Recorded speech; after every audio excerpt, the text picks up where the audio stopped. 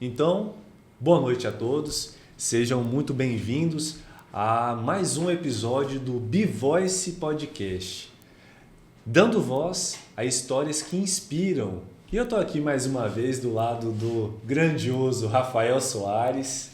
Boa noite. É isso aí. E hoje a gente tem um convidado assim que tem um baita de um currículo, né, não, Rafael? Um currículo extenso. Hoje o papo vai ser, acho que um pouco mais demorado. A gente tem bastante coisa para conversar. Então, com vocês, Everton Neves. Boa noite, tudo bem com vocês? Estou muito feliz de estar aqui com vocês, né? Fiquei sabendo do trabalho no podcast e quando recebi o convite fiquei muito ansioso e feliz pelo convite. E para todos que vão assistir, que gostem desse diálogo. Legal. Bacana, bacana.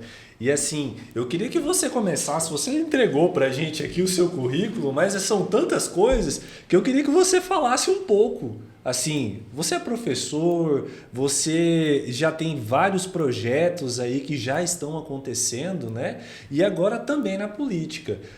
Descreve você pra gente, para que a gente possa te conhecer melhor.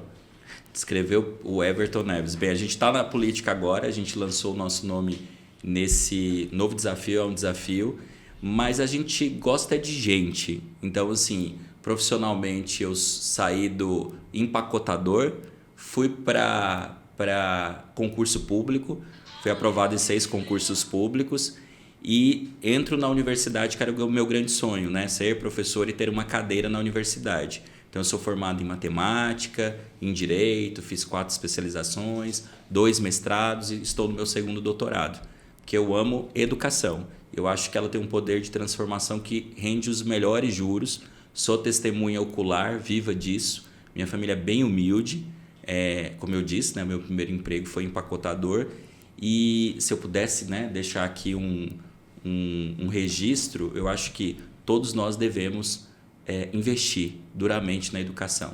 E aí eu chego em 2012, com o falecimento da minha mãe, a gente já fazia projeto desde os 12 anos de idade. O primeiro projeto assim solo foi no La Salle, eu sou lasalista, Escola La Salle. A gente montou ali com os colegas um projeto que era os melhores alunos ministravam aula para os alunos, para a gente passar no vestibular, que naquela época, já estou com 40, né? Naquela época o vestibular, o Enem era só uma fração, não é como hoje, né? Que é a nota em si.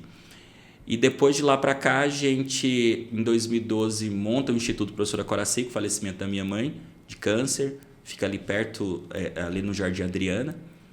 E a gente abençoa pessoas. Acho que esse é o resumo desse ser que vos fala, professor Everton Neves. Em respeito, Everton, à educação, você começou a dar aula já com 12 anos de idade, isso mesmo? Sim, minha mãe ministrava aulas particulares. E aí eu sempre ajudava ela ali com tabuada e tal. Eu tinha uma facilidade bacaninha com matemática. E eu lembro como hoje. Era uma senhora que precisava passar numa prova, ela contratou. Aí minha mãe disse, acho que você vai lá, você é melhor de matemática do que eu. Vocês lembram daquela disciplina de racionalização de denominadores? Sim. Era uma disciplina muito chata, né?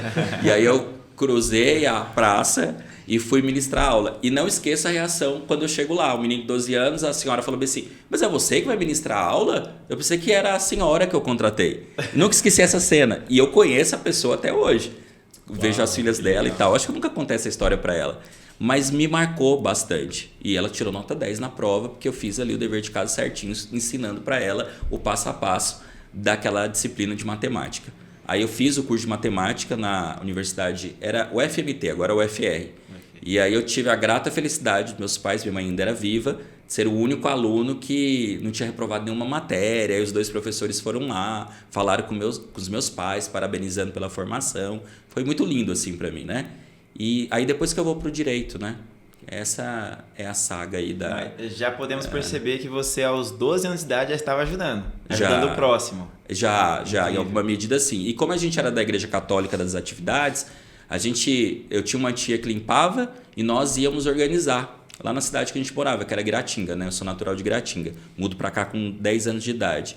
A Igreja Dom Bosco, talvez alguns guiratinguenses podem estar vendo aí, né? Que tem muitos moradores que eram de Guiratinga e moram aqui, né?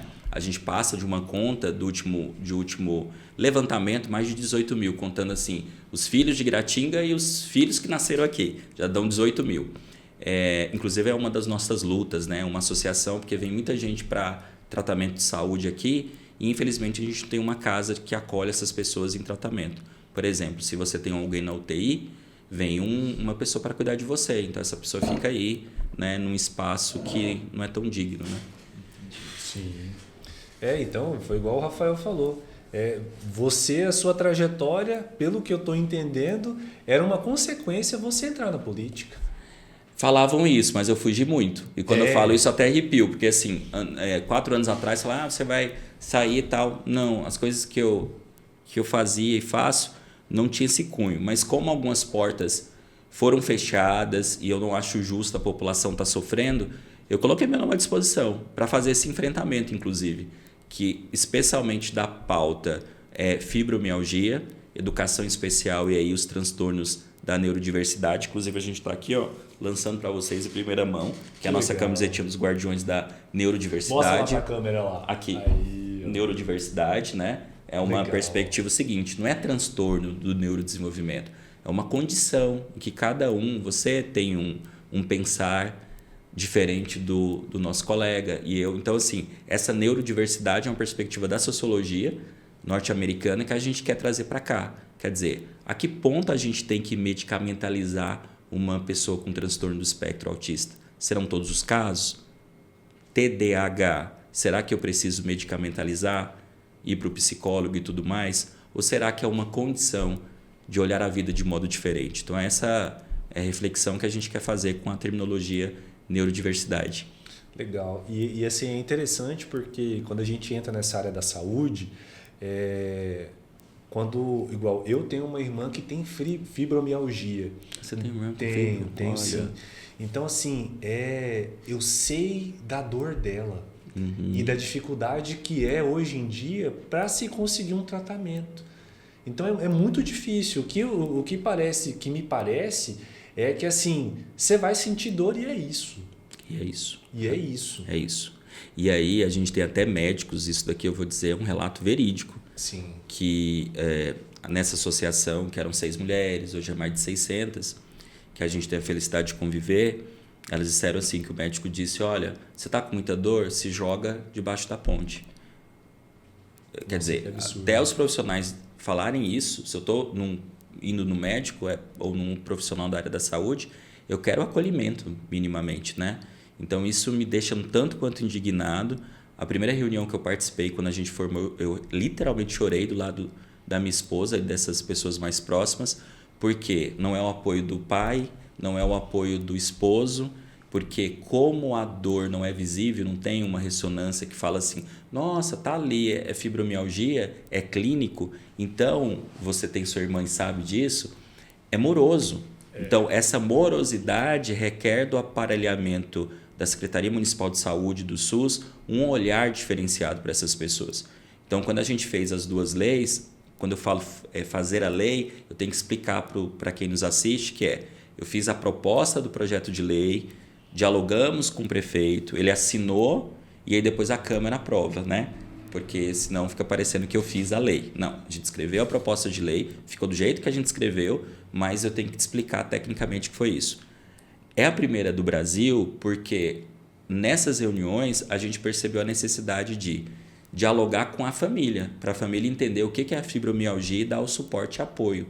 Porque tem uma terminologia científica que a gente usa nos estudos lá do meu grupo de estudo, que é o seguinte, coadoecimento. O que é o coadoecimento? É quando a família muda toda a sua logística para cuidar de uma pessoa. Com certeza, sua irmã, a partir do diagnóstico da fibromialgia, o olhar de vocês foi ressignificado. Opa! E as empresas não estão preparadas para isso. A família, muitas das vezes, não está preparada para isso se ela não tiver vontade de ressignificar. Isso é muito grave, muito complexo, e a gente tem que abrir esse debate com a sociedade. E o diagnóstico, não só da fibromialgia, como do autismo, quanto de outros transtornos, são assim, é difícil de se chegar nisso, né? De se definir isso. E hoje, assim, a gente tem essa falta desses profissionais. Muito, muito. Olha, são, por exemplo, neuropediatra, nós temos uma. Então, eu fiz um enfrentamento com o nosso prefeito, e aqui eu mando um abraço para ele, que é um querido, gosto muito dele, que é o seguinte, a gente não pode mais, e também a gente está em um período eleitoral, então tem que dizer isso para os candidatos, todos, né? Os 3 candidatos. Não adianta a gente falar só em estrutura. A gente tem que captar esses profissionais das áreas. Profissionais. Porque a tabela SUS é muito baixa, né? Então a gente tem que pagar bem e também tratá-los muito bem e fazer uma formação que a gente chama tecnicamente na área de saúde de educação permanente. Por quê?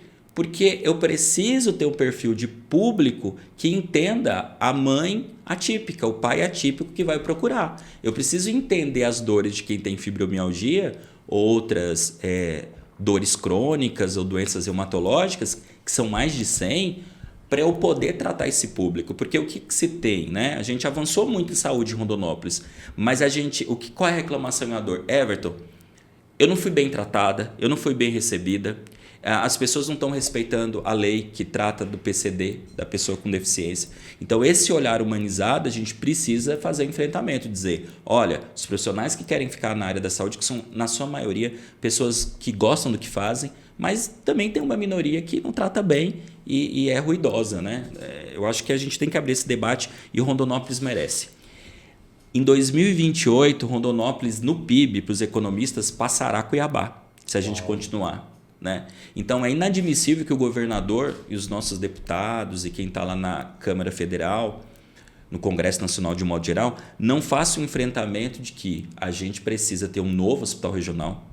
Pelos indicadores, a gente precisa ter 2 outras UPAs geograficamente equidistantes para atender a população. Não dá para o filho do trabalhador, e eu trabalho com o Alfredo de Castro, que está no 1, 2, 3 e 4, depois da montanha já tem o Alfredo de Castro, que são mais de 20 mil pessoas morando ali, e elas atravessarem a madrugada e irem até a UPA, que fica lá no Santa Marta. Porque às vezes eu não tenho dinheiro e o ônibus não roda 24 horas. Então, às vezes, a gente que tem a condição de viver... Eu moro perto do fórum, então o meu bairro seria ali classe média. Eu saio de um condomínio fechado e vou até a Lions, parece que é uma Rondonópolis linda, pungente e maravilhosa, mas não é a verdade das periferias para quem anda na periferia, para quem anda nos bairros.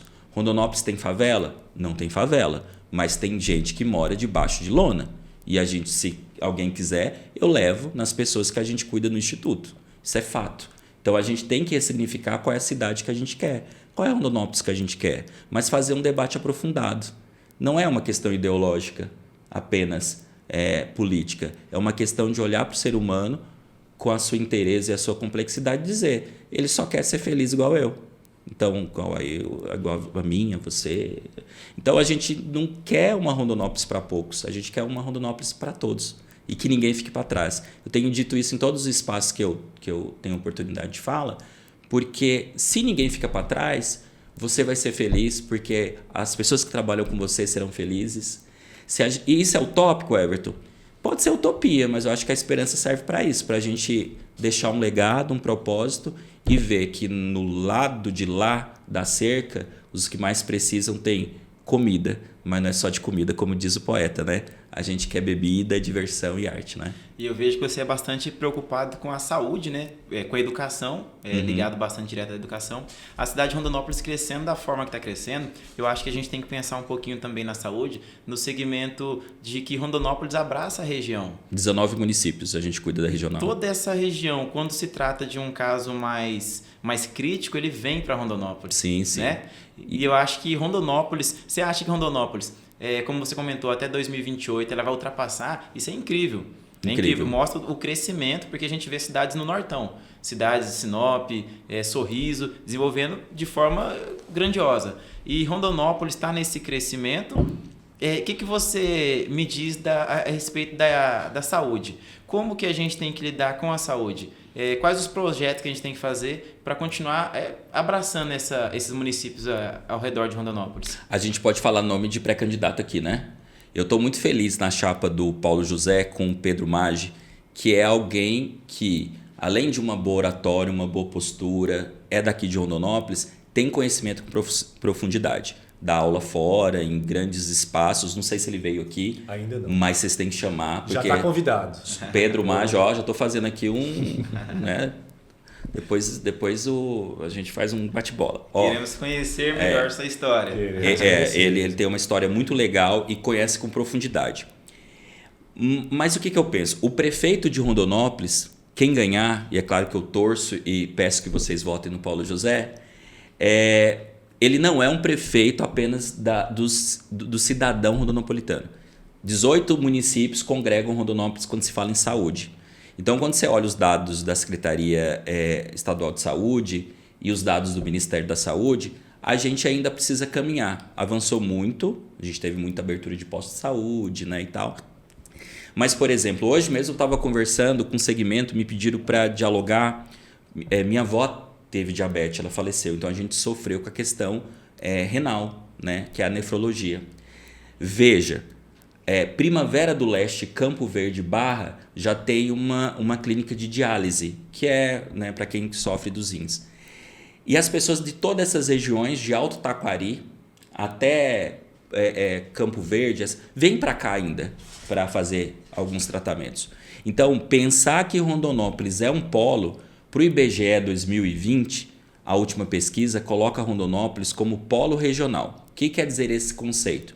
Depois de Cuiabá, não é Várzea Grande a metrópole. É Rondonópolis. É Rondonópolis, porque os serviços que ela atende da área de saúde, da área pública e privada, faz com que Rondonópolis se torne a segunda capital do estado. Então, o olhar que nós temos que ter, o enfrentamento da sociedade civil organizada cadê o nosso governador para investir de fato aqui, independente da posição política, se está com o prefeito ou não, e sobretudo a bancada. A bancada é responsável pelos recursos que aqui estão. Então, eu vejo que nós precisamos avançar em saúde. Isso até para criança de 12 anos ela já sabe. Né? Não dá para aceitar só uma UPA infantil, um PA infantil. Não, acho que a gente tem que descentralizar. Mas, sobretudo, trabalhar em prevenção. Né? Prevenção. Inclusive, eu estou apresentando, eu estou nos semáforos apresentando o que eu fiz. Porque eu acho que é importante mostrar o que a gente fez. Né? Não aquilo que a gente vai prometer. Mas a gente já escreveu 4 leis. Né? Eu não sou vereador, mas a gente tem 4 leis. Isso é bacana, né? Só que um dos trabalhos nossos que eu acho bacana é ouvir a base. Eu acho que falta do vereador, da Câmara, fazer o enfrentamento de ir ouvir as pessoas. Então, quando a gente foi ouvir o pessoal da nefrologia, me espantei demais com os dados que faz com que Rondonópolis esteja sendo passada para trás por alguns municípios. Isso é grave, porque isso afeta a qualidade de vida de quem precisa fazer. Porque você sabe como é que funciona, né? Passa todo o seu sangue numa máquina, você fica lá por volta de 3, 4 horas. É algo muito desgastante. E aí me falar de 4º, 5º turno, então eu coloquei na minha proposta que é inadmissível a gente aceitar 4º, 5º turno e também a gente fazer um trabalho muito sério de prevenção. Sabe qual que é a prevenção? Um exame que custa menos de R$4. Uau. Porque você vê lá no seu sangue os níveis, porque se ele tiver com alguma anomalia, você pode prevenir. Então, falta o quê? Prevenção. Mas da parte dos nossos políticos, eu acho que a gente precisa olhar mais e melhor sobre os problemas atuais. E aí me vem uma pergunta. Aonde estão os vereadores que já estão lá para visualizar isso? Você vê que pessoas engajadas como você, nessas situações que você expôs, tem uma diferença entrar ali, né? Uhum. Ser a voz. Ser a voz. Mas aí a gente tem que entender uma complexidade que é a política partidária, né? A gente tem o contexto dos partidos, a gente tem outros contextos que fogem de uma racionalidade, né? O que a gente conta é o seguinte, eu estou dizendo assim para o meu público, né? Olha, eu preciso levantar 1.500 pessoas de bem que não vão me pedir favores financeiros ou outros para somar comigo porque eu quero fazer o gabinete aberto. É o gabinete que vocês dois estão super convidados para vir. Vamos legislar junto? Vamos fazer algo coletivo? Algo como nunca ninguém viu em Rondonópolis. Eu quero fazer, ir de bairro em bairro, ouvindo as demandas. Porque esse é meu sonho. Porque uma vez vocês me dando a oportunidade, a gente pode provar que a gente pode fazer diferente. Agora é o seguinte, será que o nosso público está preparado para isso?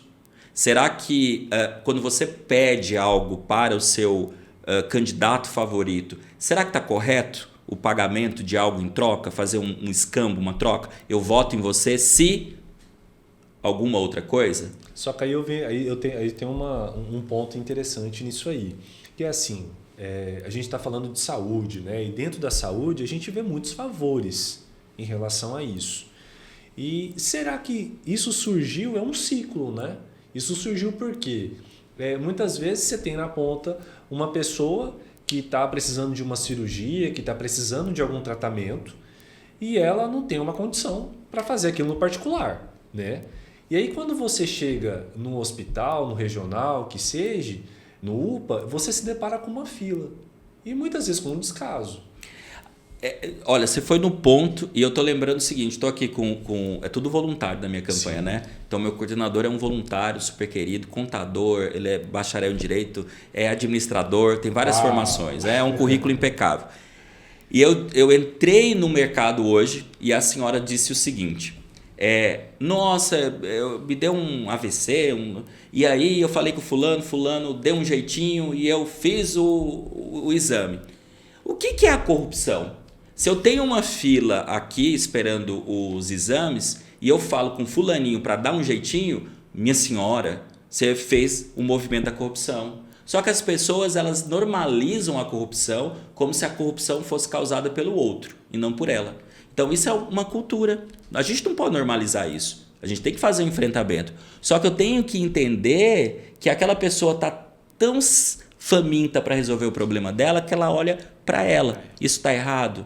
A gente tem que mudar a mentalidade. Gimeno, que é um autor que eu gosto de usar, fala que uma verdadeira transformação acontece em 5 gerações. Uau. 5 gerações. Então tem que falecer eu, o meu pai, o meu avô, o bisavô e um outro lá que eu esqueci o nome, para acontecer a verdadeira mudança. Então a gente está no processo. Mas ter espaços como esse, para a gente falar a verdade, já é um avanço em Rondonópolis, né? Porque há pouco tempo os votos e as famílias que entravam na política eram pessoas que tinham sobrenome ou QI. Hoje não. Um Everton dos Santos, Neves dos Santos, pode estar fazendo esse enfrentamento. Mas é claro, será que eu vou ser aprovado por esse vestibular tão desigual? Eis que te digo, vamos ver dia 6 de outubro, né? Em off, tem muita gente pedindo a gasolinazinha no sinal? Ainda existe? Muito. Porque não é bom nem comentar, né? Assim, porque a gente fica até constrangido. Mas, assim, são pedidos que a gente fala assim, Senhor, tem de piedade. Eu vejo como você está falando, assim, 5 gerações para fazer uma troca, para fazer uma renovação. Mudança de algo. E as pessoas, eu vi um candidato que ele está apoiando, isso lá em São Paulo, apoiando lá o Marçal, e aí ele filma um rapaz que na janela do carro ele pede, e o adesivo, tem uma gasolinazinha? Sim. E aí você vê que o rapaz, aparentemente morador de rua, nem tem um carro, nem tem uma moto. Ele está ali querendo aquilo para uma venda de uma gasolina, um exemplo. Sim. E há muitas eleições atrás, eu via que o pessoal colocava adesivo e fazia uma carreata e já pegava a requisição para abastecer.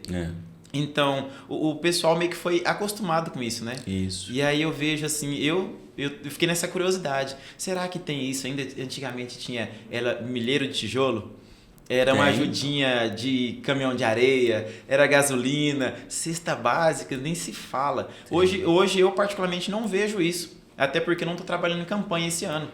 O serviço que nós estamos fazendo em campanha hoje é aqui, ouvindo os candidatos. Bacana. E aí eu vejo que essa tradição feia ainda existe, infelizmente. Ainda existe. E acaba nutrindo um ciclo. Porque vicioso. Assim, é um ciclo vicioso. Porque, por exemplo, aí você não dá atenção para a saúde da forma que tem que ter, porque você vai dar o jeitinho para o cara conseguir o exame. E depois a preocupação que eu tenho dito é o seguinte, se houve algum tipo de troca, vai faltar na ponta, porque senão a conta não fecha. Então depois não vão dizer assim, olha, não melhorou isso, aquilo, porque não fecha. Mas assim, só para encerrar essa temática, o que eu queria dizer, eu acho que todo mundo tem que ressignificar o olhar sobre a política. Nós temos que gostar de política, porque a política muda o valor da gasolina, muda o valor do arroz, muda o olhar nosso e o bolso nosso. O atendimento na UPA, é tudo, o asfalto, o saneamento, tudo depende da política. Sim. Eu vejo que pessoas assim que falam assim, eu não quero saber de política, eu não quero ouvir sobre política, mas a pessoa que ela não tenta entender a política, não tenta escolher o candidato, ela não tem o direito de reclamar da situação. Isso. É isso mesmo, né? Exatamente. E uma outra questão, nós somos seres políticos, né? Desde Hannah Arendt, que é uma das autoras mais badaladas, tudo que nós fazemos é política. O que vocês estão fazendo aqui, ou a nossa troca, ou a escolha, o pensar das perguntas é uma atitude, uma ação política. Então, nunca perder de vista que quando nós escolhemos algo, fazer ou deixar de fazer também é política. Então, a política é o fazer humano diário, cotidiano, em busca de um objetivo. Se a gente pensar assim, a gente entende que política faz parte da condição humana a tal ponto de que, se você é um cidadão de bem e quer ver uma Rondonópolis melhor, faça parte da política. Aí talvez você se engane dizendo, eu não quero fazer parte como ator político da política partidária, eu não quero ser vereador, mas quantos de nós vamos nas audiências públicas? Quantos de nós? Não, né? Inclusive eu tenho uma proposta muito polêmica que é o cartão de benefício do cidadão, com redução do IPTU. E uma das condições para ter redução a gente colocou até 30% ali do IPTU, é participação nas audiências públicas, participação dos pais que têm filhos nas escolas, cartão de vacinação em dia de toda a família e especialmente não ter multa de trânsito e nem do meio ambiente, com poluição sonora, por exemplo. Porque se a gente tiver isso, a gente diminui o custo com doenças, né? Porque você está vacinado. Então, economiza o cofre público. Se você não tiver acidente de trânsito, desafoga a UPA, o hospital, então economiza. Então, na verdade, você vai dar 30% de desconto? Não. Nós, enquanto administração pública, nós vamos economizar. Então, é uma maneira de rever e ressignificar e o cidadão achar que está ganhando. Porque, na verdade, ele está ganhando, né, com a redução. Mas, na verdade, o município está economizando pelos indicadores. É a proposta mais polêmica, porque o pessoal fala bem assim na rede social. Você está querendo ser prefeito, então, né, inventando isso. Não é isso. É que o legislativo não pode propor algo que mexa no orçamento. Isso é fato, porque tem ali uma questão de inconstitucionalidade, né, das funções. Mas é o legislativo que pode fazer um movimento para que o executivo, de algum modo, aprove, crie uma lei nesse sentido e aí sim mexa no orçamento. Então é outra perspectiva. Como também as leis que eu fiz. Teve internauta que falou bem assim nas redes sociais. Como que você fez lei se você não é vereador ou prefeito? É que tem a lei de iniciativa popular. É porque Rondonópolis não usa. E outro ponto, você pode muito bem fazer uma proposta, fazer um movimento ativista, né? Uma militância, como chama, e ir para a Câmara cobrar que algum vereador assine a lei ou o próprio prefeito. No meu caso foi o prefeito, né? Que a gente, né, dialogou e tudo mais. O qual eu agradeço mais uma vez, o Zé do Pátio, que é um querido e sempre está preocupado com a questão social. Uma dúvida, uma perguntinha.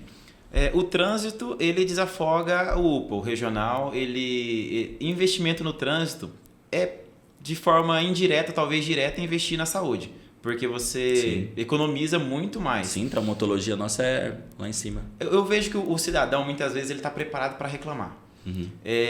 Um tempo atrás, colocaram vários radares. Uhum. O pessoal chama de pardal. Uhum. E teve muita reclamação. Fábrica de multa, fábrica de dinheiro, mais renda, mais impostos. Sim. E agora eu vejo que o pessoal reclama bastante sobre quebra-molas. Isso. Eu vejo assim que o quebra-mola, eu acredito que seja mais em conta, né, do que a fiscalização eletrônica, mas assim, para tentar amenizar o pessoal a respeito da fiscalização, das multas e dos quebra-molas, vocês já pensaram assim, você particularmente já pensou em algo que possa amenizar um pouco? Porque o pessoal reclama da quantidade de quebra-mola, o pessoal reclama da quantidade de multas que aqueles radares aplicavam.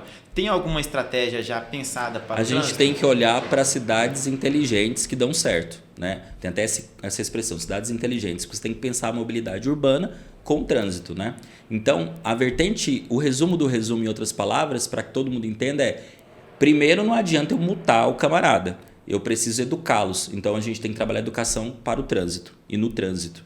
Então, se os semáforos não são inteligentes, Se eu crio, enquanto administração pública, um problema de sincronização, eu já não estou ensinando o meu público a ser educado para com o trânsito. Então, é um tripé. Primeiro, eu tenho que trabalhar a educação, não só nas escolas, como com todos os motoboys e tudo mais, e outros veículos, né? Automotores na cidade, para depois eu aplicar multa. Então, o que você aconselha?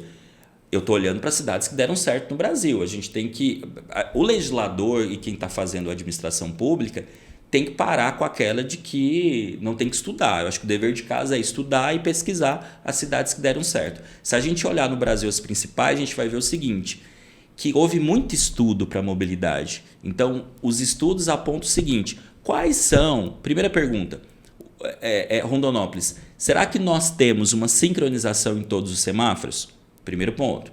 Segundo ponto, qual é o nível de acidentes em quais pontos focais? Onde que está vermelho demais? Quer dizer, quente, pontos quentes de acidente. E ali trabalhar de modo pontual. Então, eu acredito nos agentes de trânsito, que é outra discussão, né? A guarda de trânsito, enfim, pouco importa a nomenclatura, para que a gente possa educar essa população, proteger o nosso cidadão transeunte e principalmente das escolas. Então, eu acredito nesse tripé para dar certo. E dá certo, porque se outras cidades deram certo, por que Rondonópolis, cidade maravilhosa como essa, não vai dar certo? Eu acho que a gente precisa pensar de modo estratégico. Se a gente não pensar... E outra, nós crescemos 50 mil pessoas agora num período muito curto de tempo. Se a gente partir aqui na Fernando Correia, Avenida dos Estudantes, a gente vai ter que ter um modal já. Porque logo mais a gente não vai conseguir viabilizar um trânsito coeso em Rondonópolis. Então, pensar Rondonópolis para os próximos 20, 30 anos é uma atividade de agora. A gente precisa, em alguns lugares, ter viaduto, mas é claro que há uma confluência entre responsabilidade do Estado e do município. Por exemplo, a questão do anel viário aqui, né? Em que a gente estava até discutindo, tem até um vídeo meu que eu peço uma ciclovia, né? Que o pessoal que pratica esse exercício pede, né? A gente já tem que duplicar. O anel viário foi feito esses dias. A gente tem que duplicar o anel viário. E a gente teve aí um problema, um imbróglio aí na Câmara com relação a esse projeto. Mas é pensar Rondonópolis para 20, 30 anos, porque ela cresceu e ela precisa sair desse sufoco de trânsito. A gente vê, só um minutinho, a gente vê a respeito do aeroporto. O aeroporto foi um investimento de milhões na época, que hoje ele praticamente foi abandonado. E dessa vez fizeram ele bem mais longe, porque Rondonópolis ela cresce na região do Alfredo e sentido Rio Branco. Já chegamos no anel viário. Já chegaram isso, porque assim, bairros ali, eu acho que eles lançaram mais o quê? Melquíades 1, 2 e 3, Paiaguás. Chegou na divisa do anel viário. Você reparou que... A cidade vai crescer depois do anel viário, ali naquela entrada do Campo Limpo, o outro lado. A cidade está crescendo para todo lado. Sim, sim. Você vê a quantidade de obras, né, que nós temos aqui. Hoje a gente comporta terminal ferroviário, uma quantidade de indústrias gigantes que nós temos aqui, uma das maiores esmagadoras de soja, a ADM está aqui dentro. Sim. Então, assim, isso traz muitas pessoas, muitos terceiros para trabalhar aqui dentro, né? Sim. Então, a gente está recebendo gente sempre, né? Recebendo sempre. E é bom vocês tocarem nisso no desenvolvimento, porque assim, que bom que foi criado esse problema na mobilidade, porque Rondonópolis está crescendo. Agora a gente vai para o movimento da industrialização.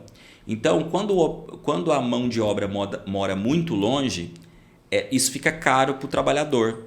Então, tem algumas áreas que falam assim, acabei antes de vir para cá, conversando com um grande empresário que está apoiando nosso projeto, no sentido de dar espaço com seus trabalhadores.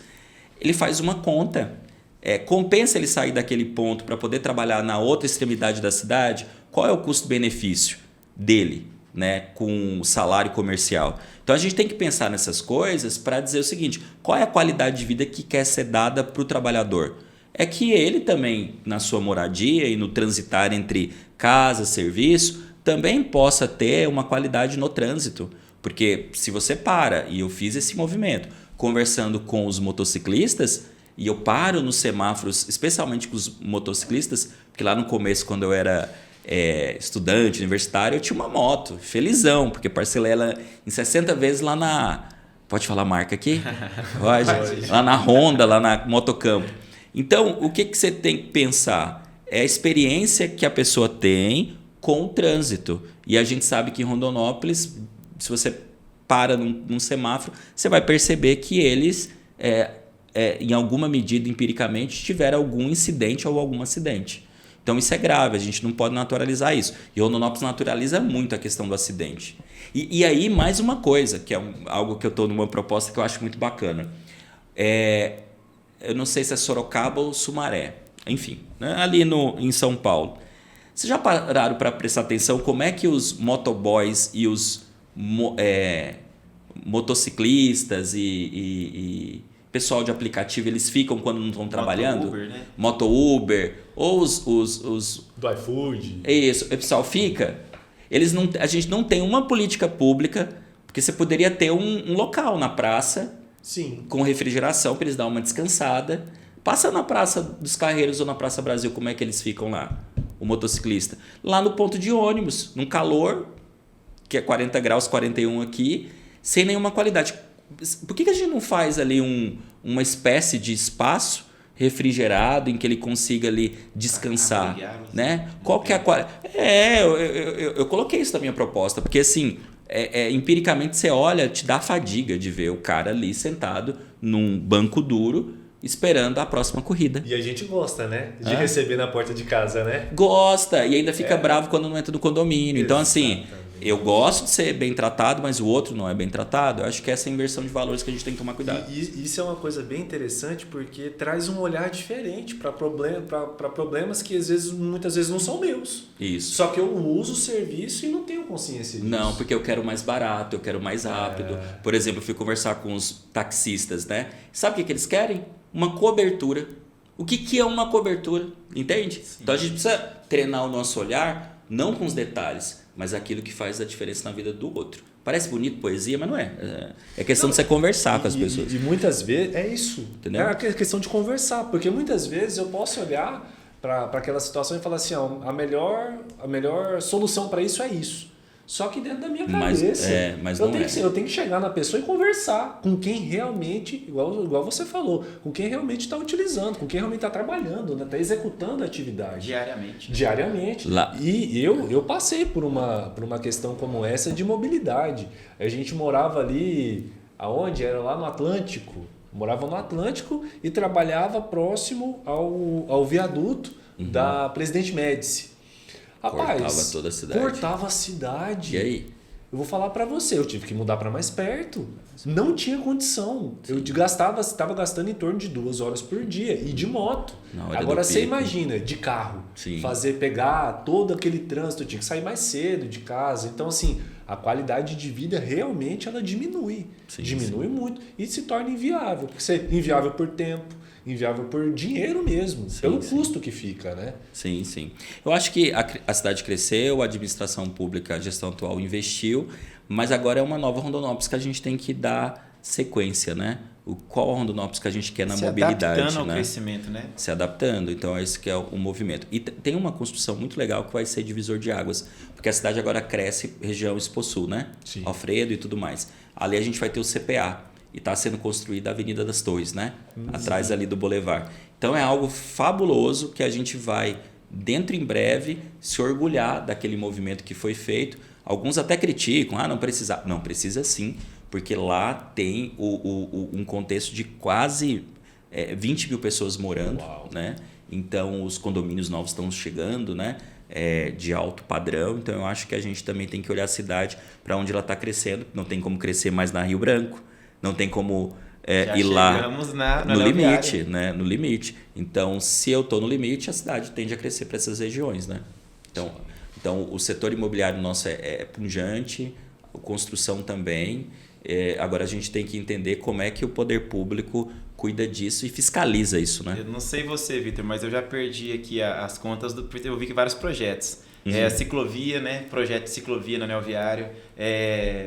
A cobertura dos taxistas foram um pedido deles, né? Foi pedido, mas nem é proposta, assim, sabe? São coisas bem pontuais que a gente ouviu as pessoas. Mas isso tem que mudar, a gente tem que dar espaço para nenhum rondonipolitano ficar para trás. A classe taxista ela foi ressignificada com a uberização. Então a gente também tem que olhar esse público com cuidado. os mototaxistas, motoboys, não só com os aplicativos, mas sem aplicativos, eles precisam de uma política pública municipal. A gente precisa ressignificar isso com linha de crédito que eles querem, porque às vezes o camarada está fazendo um bico à noite nas entregas e ele não tem como ficar trocando o capacete quando vence. Entende? Tem gente que está andando com o capacete vencido. Parece bobeira, mas não é. Porque tempo, se acidentar, vai custar caro com o recurso público que é meu, que é seu. Então, a gente prevenir. Então, eu tenho dito isso. Mas para não ficar só na saúde, porque eles vão dizer assim, o cara é da saúde. Não, eu sou advogado, professor do curso de Direito, coordeno o curso de Direito. A gente tem um instituto. Eu acho que a grande discussão em Rondonópolis é também a Unemate. Você sabia o que tem o Unemate aqui em Rondonópolis? Aqui em Rondonópolis tem o Unemate? O FR? Isso, que é a Federal de Rondonópolis. E a Unemate é a Universidade do Estado de Mato Grosso. Sim, lá no antigo aeroporto, certo? Sim. Uma construção, não há outro prefeito que tenha feito no Estado de Mato Grosso, vou falar olhando para a câmera, é aquela ou aquela? Qualquer uma? Qualquer uma. É aquela aqui, ó. Não há no Estado de Mato Grosso um outro prefeito que tenha feito um prédio tão pujante, tão rico como a atual gestão do Zé Carlos do Pátio. E foi uma ideia trazida de Sinop pelo Paulo José, que está como pré-candidato. Não há. Só que, aí eu pergunto para vocês, se o filho do trabalhador quiser agora fazer vestibular no curso de Direito, tem? Não tem. No curso de Engenharia Civil, que tem turma rodando, tem agora o vestibular? Não tem. Não. De jornalismo? Também não tem. De Química também não tem, de Pedagogia também não tem. As turmas fecharam para vestibular em 2020. Então, em 2020 teve o último vestibular e eles estão estudando até finalizar o curso. Então, a gente luta e a discussão tem que partir sim da Câmara, porque alguns vão dizer, não, isso é responsabilidade do Estado, porque é ensino superior. A obrigação do município, sim, é ensino educação básica, mas nada impede que, para Rondonópolis ser um polo educacional, a gente lute para uma universidade estadual. Se Sinop tem a federal e estadual, por que é que Rondonópolis não tem? E aí eu chamo aqui a atenção dos nossos deputados. O meu enfrentamento na Câmara, se vocês me derem essa oportunidade, e deem essa oportunidade, porque a gente vai fazer lá um movimento muito interessante, é o seguinte, cadê o nosso campus da Unemate? Nós somos a segunda economia, 2028 a gente passa Cuiabá, não vamos aceitar governador não colocar orçamento dentro da Unemate e nós termos o filho do trabalhador estudando medicina veterinária, agronomia, engenharia civil. Rondonópolis exige isso, não é passar o Pires, não é isso. Então, esse debate para mim está muito rarefeito, está muito pobre dentro da Câmara Municipal. E a gente precisa. Por que a gente precisa? As empresas vêm para cá e contratam pessoas de fora. A gente precisa estar qualificado porque as oportunidades vão surgir aqui. Vão surgir muito. Eu não tenho dúvida com relação a isso. E geralmente, grande parte desses profissionais, realmente, como você falou, eles vêm de fora. Vem de fora. Vem de fora. Vem de fora. Você não tem mão de obra Qual que é a política pública do setor têxtil?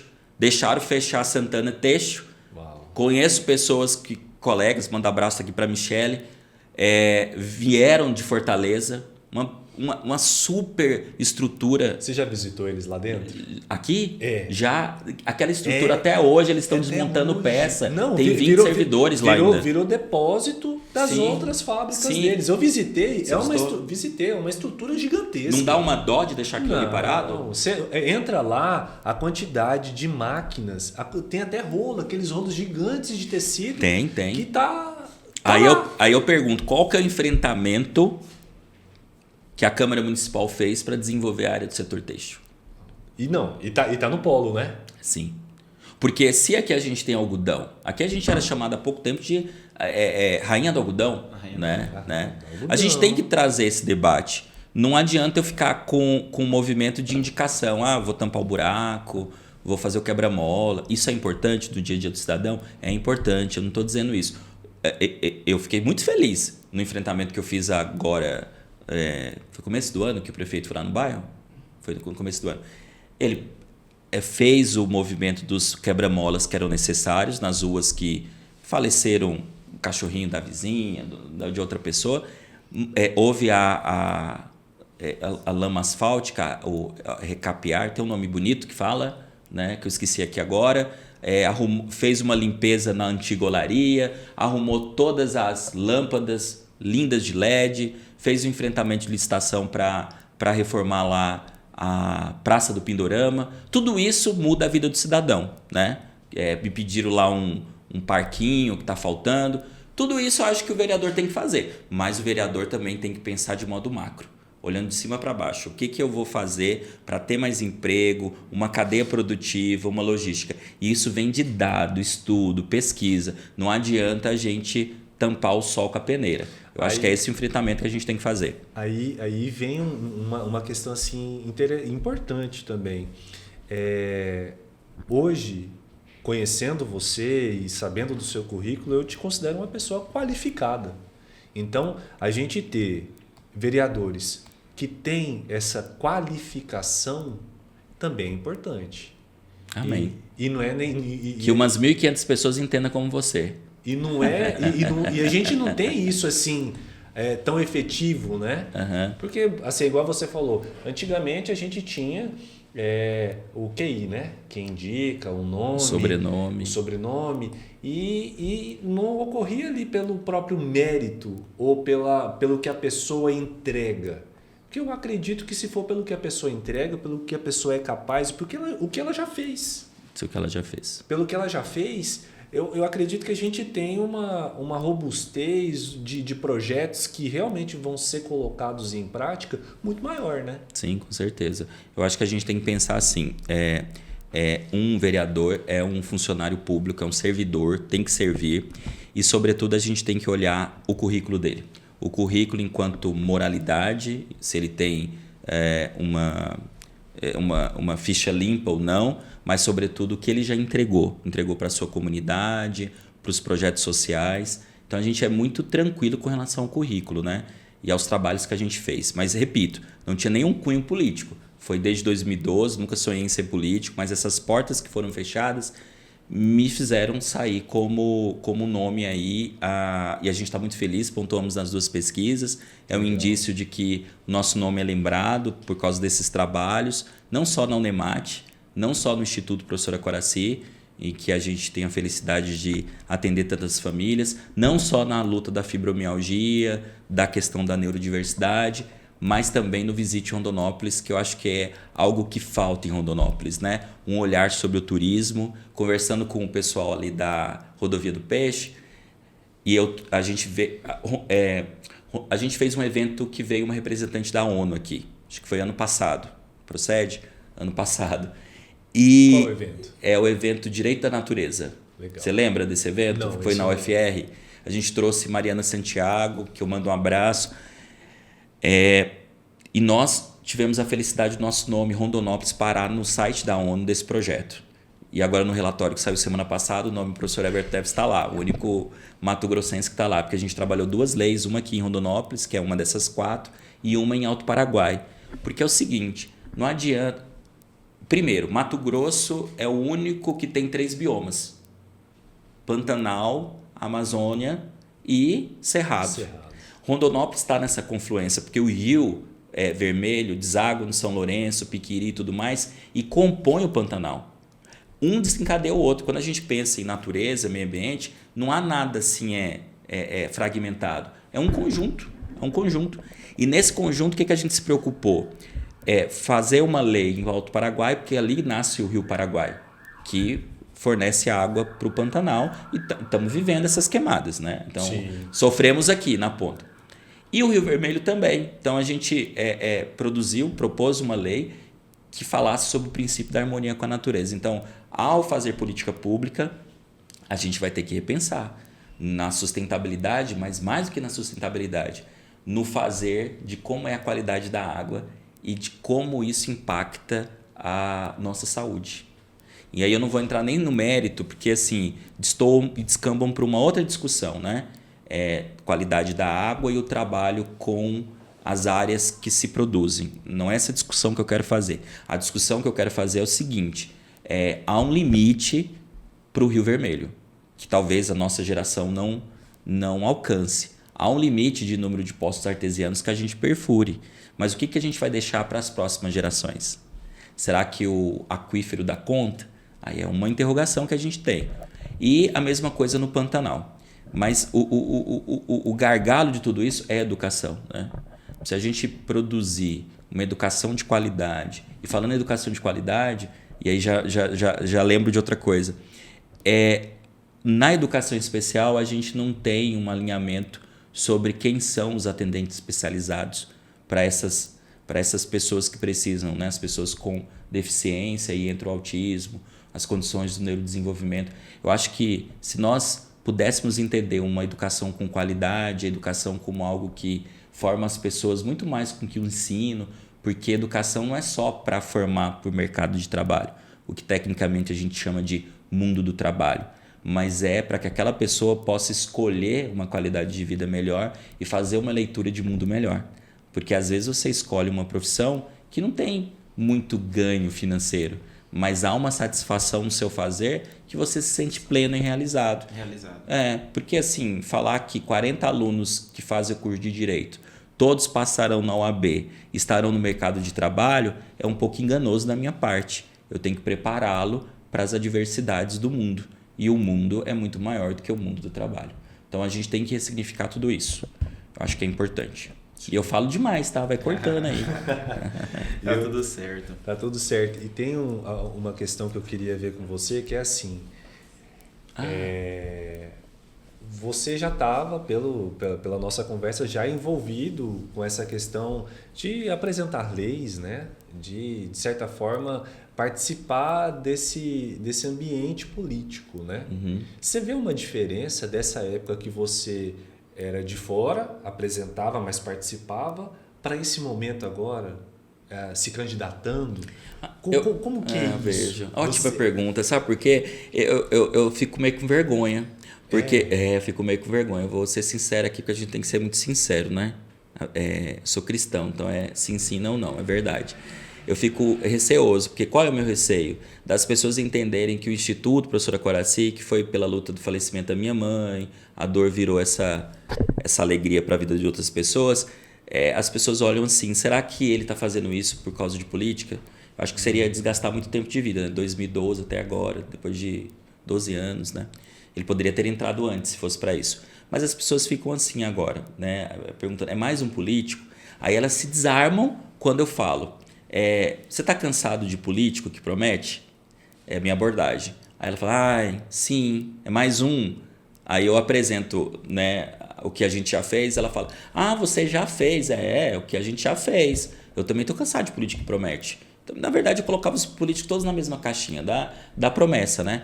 Mas eu acredito realmente que pode fazer diferente. Se a gente conseguiu atender mais de 10 mil famílias pelo Instituto, sem nenhum centavo público, só na força do trabalho de amigos, da minha família ou de empresários, a gente pode sim fazer a diferença em política pública. Na Unemate, a gente teve a graça de ser, a coordenação nossa foi referendada pelo Conselho Estadual de Educação como a melhor e que a gente poderia servir de exemplo, mesmo com uma estrutura de núcleo. Então, a gente não é um campus, então a estrutura é muito pequena, né?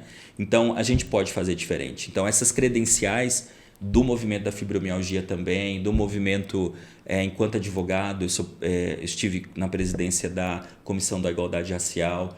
Não sei se vocês viram esse concurso que me orgulha muito, que é o concurso da redação da igualdade racial. Foram mais de 700 redações corrigidas. Uau. E premiadas as escolas. Então a gente premia não só o aluno com tablet, mas o professor também, porque a gente acredita que o professor é peça fundamental. Eu tenho um sonho que é que o professor tenha o maior salário do funcionalismo público. O teto do funcionalismo público municipal é o salário do prefeito.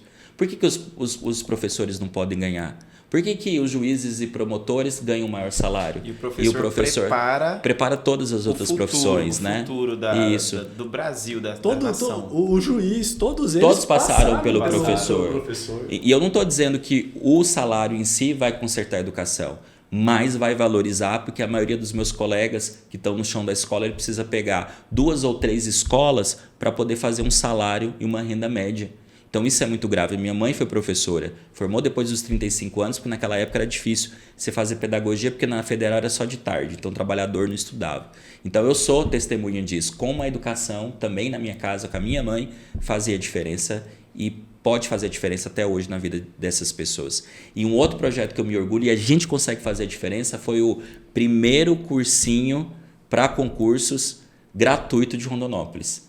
Foi no Daniel, a gente teve 15 aprovados em concurso público. Inclusive, a gente agora pegou, como eu não tinha vontade política, o bobo aqui não pegou o depoimento das pessoas, porque era testemunho social do que eu fiz, né? Sim. 15 pessoas passaram em concurso, mas a gente ligou para alguns, uma já mandou, a Fabiana, manda abraço para ela, falando que ela passou no concurso do INDEA, graças ao cursinho gratuito Professora Coraci, que é o nosso. Porque às vezes o cara só quer oportunidade. Ele não consegue pagar uma mensalidade de um cursinho particular, né? Claro, ótimos cursinhos, tem que cobrar mesmo, porque eu sei que estão lá para trabalhar. Mas às vezes a gente pode fazer. E aí eu fiquei muito feliz, porque assim, teve juiz que saiu de Barra do Garça, veio dar aula de graça, conselheiro federal da OAB, procuradores municipais, todos vieram de graça, gratuitamente para esse cursinho. Você vê que é um movimento, né? É um movimento. Tá nas redes sociais, acessa aí Instituto Professora Coraci que vocês vão ver a lindeza da coisa. Eu me emociono. Se eu falar demais, eu até choro, porque assim, foi na garra. Porque a gente não teve nenhum recebimento público. E a gente transmitiu. Online. Então teve mais de 700 pessoas que ficavam no estado inteiro.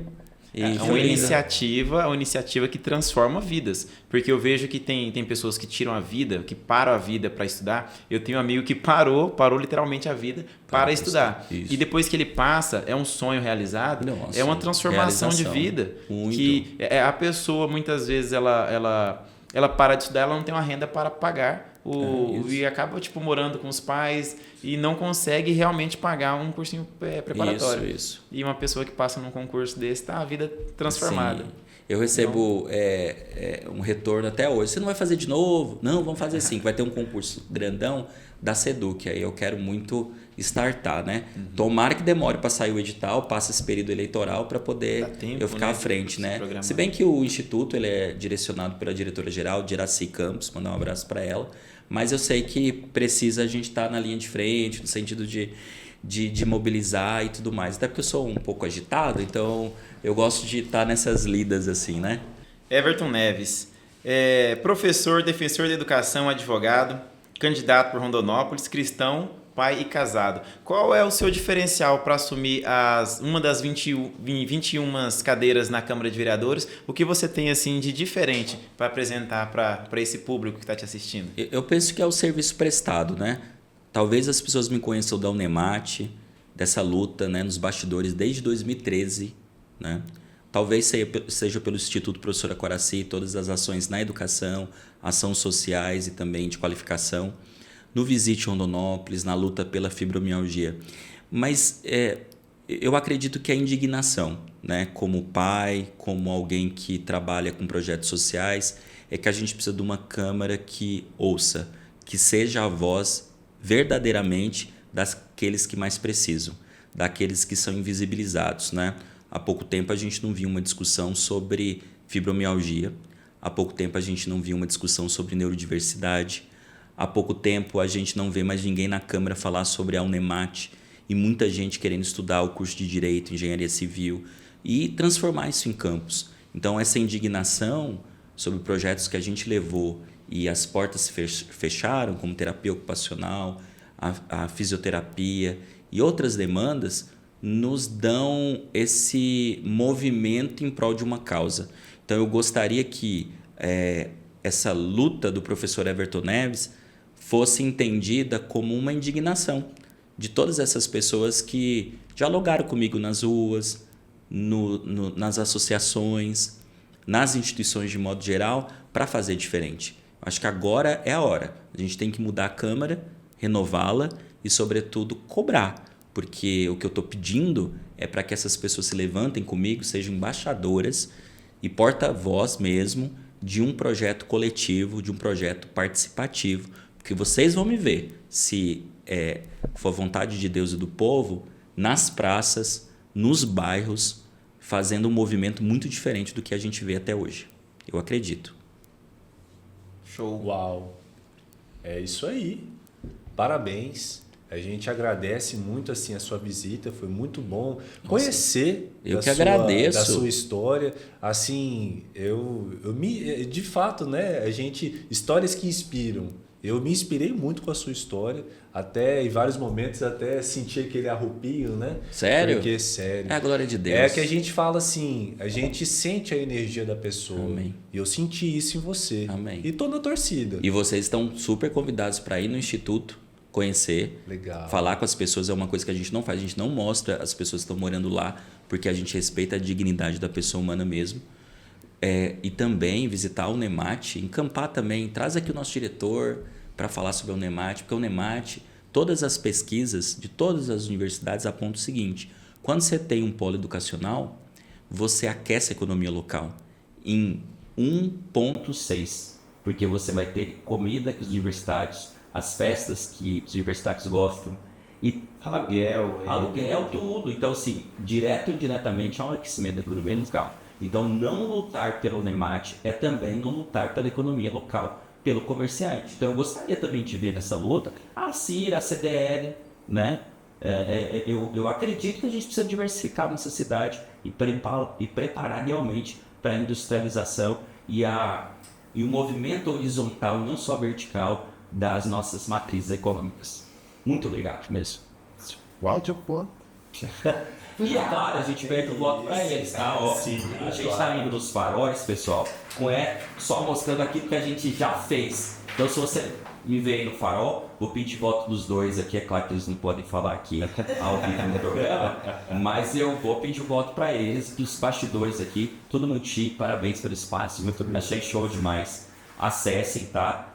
E eu vou compartilhar nas minhas redes sociais. Então, dê uma força aí no projeto do professor Everton Neves, um projeto de gente para que a sua voz esteja na Câmara e, sobretudo, a gente faça a verdadeira mudança que o Rondonópolis merece.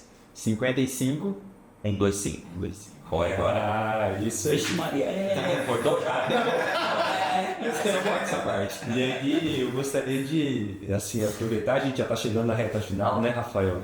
E assim, vale lembrar, né, que nós temos nossos patrocinadores. Olha, nós já quem temos são? aí. São Rafael Soares Fotografia, estúdio de fotografia. Temos aí a Gold Filmes. E temos também a Naubi, produtora audiovisual. Mas você falou muito rápido, rapaz. Espera aí. É Rafael Soares Fotografia. Como é que é o arroba dele? @Rafael Soares Fotos. Rafael Soares Fotos. Sim, segue aí, tá, pessoal? Não segue aqui. Seguir as redes sociais. Gold Filmes. Gold Filmes. Gold Filmes o arroba. E Naubi Underline. Como é que escreve o Naubi? É Now N-O-W B. Ok, segue aí, pessoal. Dá uma força aí. Seguidores aí do grupo Professor Everton Neves. Vamos lá seguir o pessoal. Tamo junto. E aí, a gente chega ao final de mais um episódio do nosso podcast, ouvindo histórias inspiradoras, e eu saio daqui bem inspirado. Muito obrigado mais uma vez pela sua participação. Vem com a gente no Movimento 5525. Vamos junto.